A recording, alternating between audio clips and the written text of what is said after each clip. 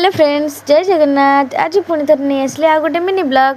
गाधे फाधे सारी देखिली कड़ गछ कनेली। हाँ, केते सुंदर सुंदर कड़ है सब तोली आनी तोलिकी आणिकी ये पूजा करदेली। पूजा कर सारा पर इच्छा है गोटे मिठा खायापी मिठा खाईदेली।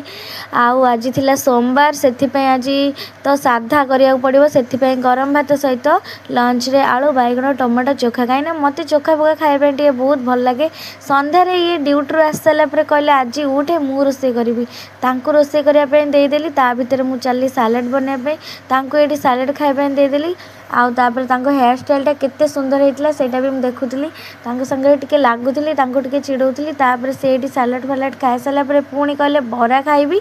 तापर बरा भी नहीं आसते संध्यारे बरा आलुदम लगे खाइले। नाइट रे आज आमर होता डिनर पाई गरम भात ता सहित चोखा ता सहित डालमा आ सहित आलुदम। आपण मानक जदि मोर ये छोट मिनी ब्लॉगटी भल लगी दयाकोरी गोटे लाइक कमेंट आउ कौन कौन कहि जहाँ इच्छा हम सी लिखिदेवे कमेंट रे।